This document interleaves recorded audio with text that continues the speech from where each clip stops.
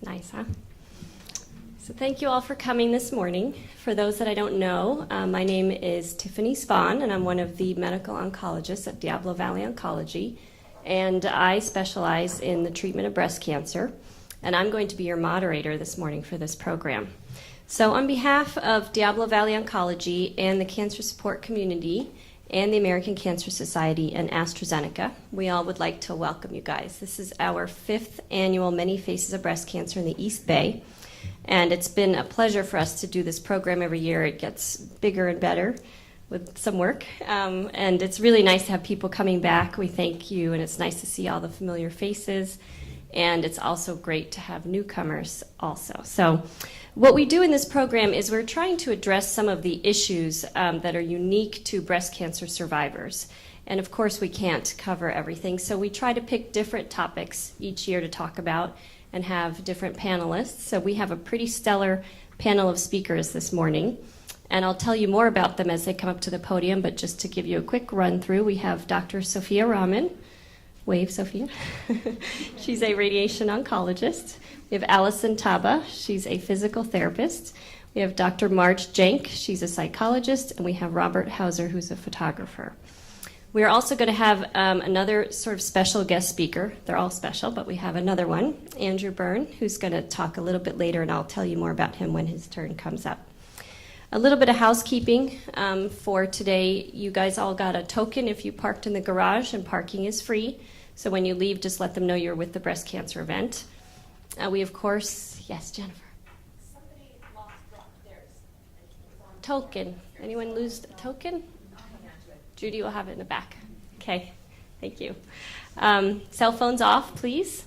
And just to give you an idea of the program, how it works if you haven't been here before, each speaker will have several minutes to talk about their specific topic, and we will hold questions for the end. And you all got in your packet when you came in color-coded question cards for each speaker.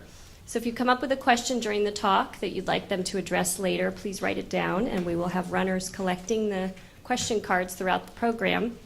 And after all the speakers have gone, then we will have a nice extended question and answer session, which is one of the best parts of the program, where the speakers can get a little bit deeper into their topics based on the interest of the audience. So I would like to finally just thank Sandy, Sarah, and Abdullah from Diablo Valley Oncology, who do a lot of the background, most of the work to get this program set up for us. And thank you to all the volunteers who are here on a Saturday morning to help us make everything run smoothly. So before we really start, I just want to remind all of us why we're here today. October is Breast Cancer Awareness Month, as we all know, and breast cancer is the most common cause of cancer in women. Every year there are more than 200,000 breast cancer diagnoses in the United States alone, and this number goes up every year. The other number that goes up, though, which is great, is the cure rate and the number of survivors. So because of all the advances in early detection, screening, and treatments, we cure more and more women with breast cancer every year. So we now have more than 2.6 million breast cancer survivors in the United States right now, which is a great number. And so, of course, that is you guys. You're part of that number. And so we are celebrating all of you today and here to address some unique issues that you face as you have completed or are still going through your breast cancer journey. The National Cancer Institute states that, an individual is considered a cancer survivor from the time of diagnosis through the balance of his or her life. Family members, friends, and caregivers are also impacted by the survivorship experience and are therefore included in this definition. And probably my favorite quote about survivorship comes from the Leukemia and Lymphoma Society. I show this every year. It's not just that you live, but it's how you live. So now I'm going to introduce to you our first panelist, Dr. Sophia Ramen. Sophia is a radiation oncologist who specializes in the treatment of breast cancer, and she works at Diablo Valley Oncology.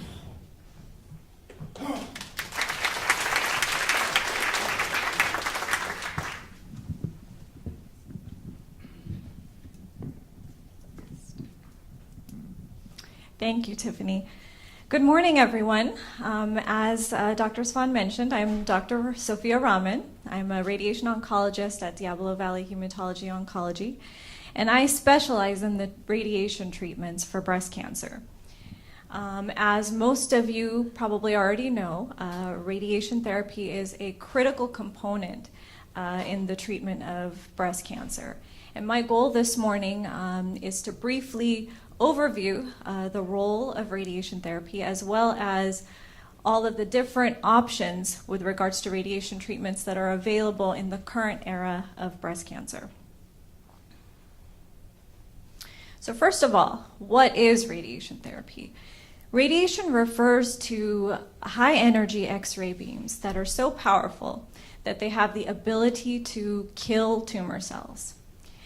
There are two broad categories of radiation therapy. The first is external beam radiation therapy, and that refers to, basically means that the source of radiation is external to the patient, and the radiation beams come from the outside. They're directed towards the area that needs to be treated from the outside of the patient. In contrast, internal radiation therapy, also known as brachytherapy, is when the source of the radiation is actually placed into the patient within the area that needs to be treated. And those X-rays then travel only a short distance to cover that entire area that needs to be targeted. Brachytherapy comes from the Greek root brachy. Brachy means short distance. So now, how does radiation actually kill tumor cells? So it does this by two mechanisms. The first is that the radiation actually breaks the DNA. It penetrates the tumor cells, and it's actually able to break the DNA within the tumor cells directly. And that's kind of shown in this, it's shown in this diagram right here. You can see the radiation's just causing a break in the DNA itself. It can also interact with other molecules in the area and generate what are called free radicals. And these free radicals can damage the DNA indirectly. Now, your normal healthy cells have the ability to repair this type of damage. Tumor cells are defective. They've evolved in a way to create a lot of machinery to help them divide and reproduce, but they lack the machinery to help them repair this damage. So the tumor cells stop dividing and they die. So now, why is radiation important in breast cancer? So studies have shown that radiation reduces the risk of local recurrence in the breast and nearby lymph nodes. It kills any microscopic cells that may have been left behind after a surgery. As a general rule of thumb, radiation therapy can reduce the risk of a local recurrence by about 50%. So it's very important. Breast conservation therapy is actually defined as a lumpectomy plus radiation as a package treatment. The two always go hand in hand. As recent as about 30 years ago, any woman who had breast cancer, regardless of the size of the tumor, would end up getting a mastectomy. And it wasn't until some critical landmark trials were done that showed that a mastectomy is actually equivalent to a lumpectomy when radiation is added. And so this kind of changed the entire paradigm of breast cancer treatment. And now women are able to preserve their breasts, but it's created a huge role for radiation therapy. So let's talk about some of the different options that are available. So whole breast radiation. Now this is by far the most common and the most comprehensive breast cancer treatment that is available. These treatments usually begin about 4 weeks after surgery, giving some time for healing. A standard course of whole breast radiation involves about 5 weeks of daily treatment to the whole breast, followed by an additional 1 to 2 weeks of an additional boost of radiation to the tumor bed where the tumor was removed. So then we're talking about maybe 6 to 7 weeks of daily radiation. There have been some recent studies looking at whether this course of radiation can be shortened, making it much less cumbersome for patients. Some large recent clinical trials out of Canada and out of Europe have shown that the treatment may be shortened to about 3 to 4 weeks in a select group of patients. This type of treatment is known as hypofractionated treatment, and it has been shown to be equivalent in outcome to the standard longer course therapy. Now in this top picture here, this is a picture of one of our linear accelerators. A linear accelerator is a machine that is used to deliver external beam radiation therapy. In this bottom picture, you can see how the radiation beam actually comes in at an angle. Doesn't come straight on towards the breast. It actually comes at an angle, and this allows us to avoid the critical structures that sit underneath, the heart and the lungs. We also have additional methods of being able to shape the beam around our target.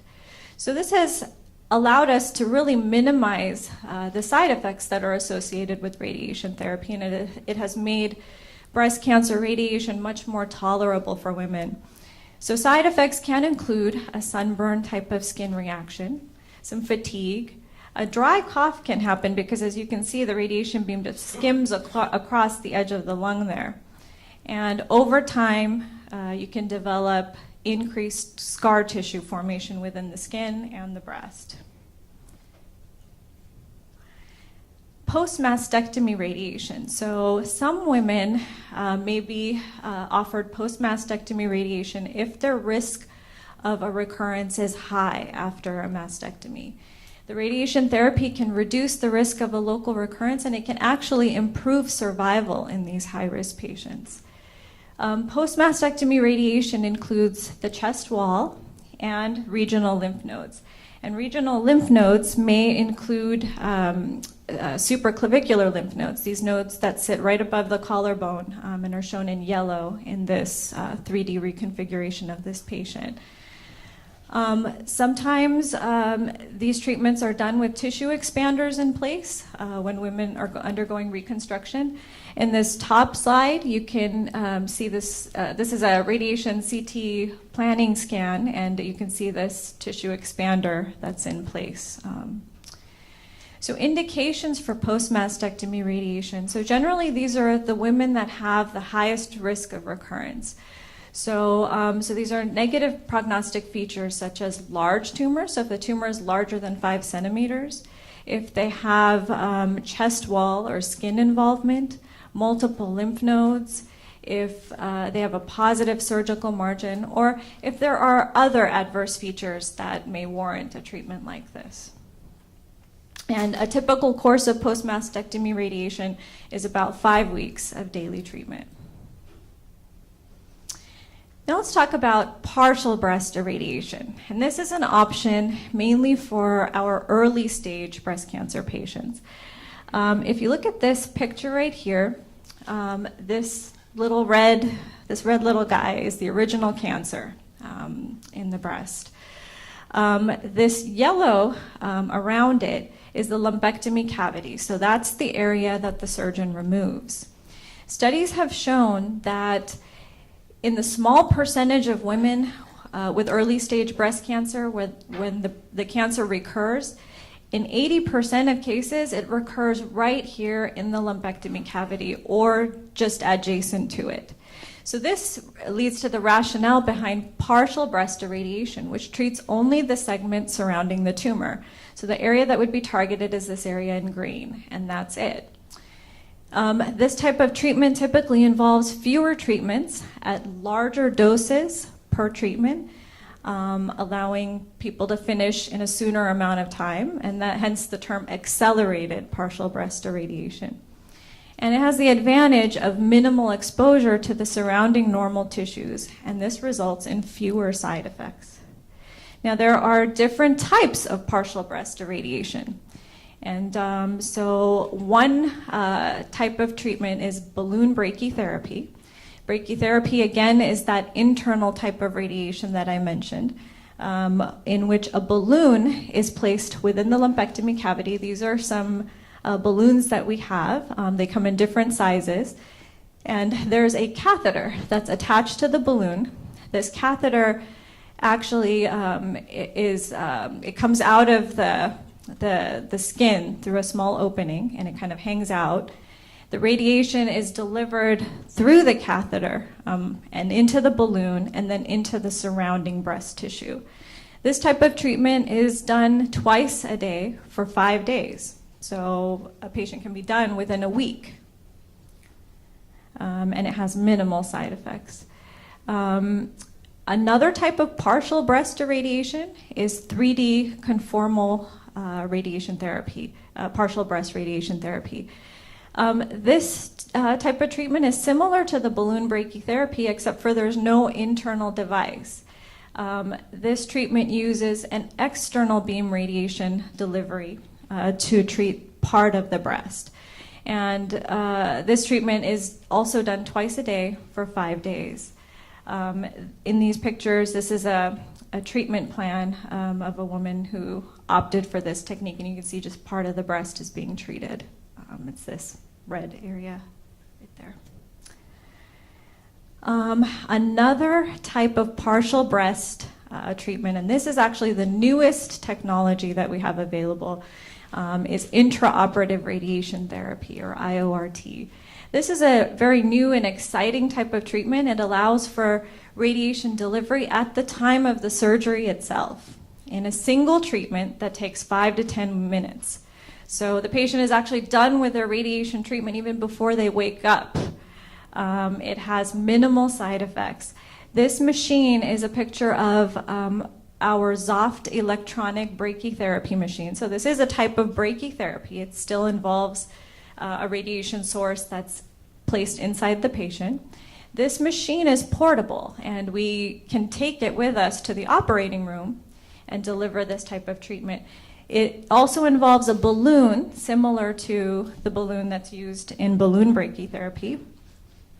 And what happens is the tumor is removed, then the balloon applicator is placed into the cavity. The radiation is delivered in as little as a few minutes, basically, and then the balloon is removed and the cavity is closed. This is a picture of the treatment actually happening in the operating room. There's a patient under this blue drape, and this is the machine, and you can see the wire that's leading into her lumpectomy cavity. This is a quote from a patient that had this treatment done. She says, "The fact that my treatment was done before I even woke up is beyond words. I want more women to know about this. I just can't believe how lucky I was to have this type of procedure available to me in my community." We are fortunate at Diablo Valley Oncology to have this latest cutting-edge technology available for our patients, and we're actually one of the only centers in the East Bay that offers this type of treatment.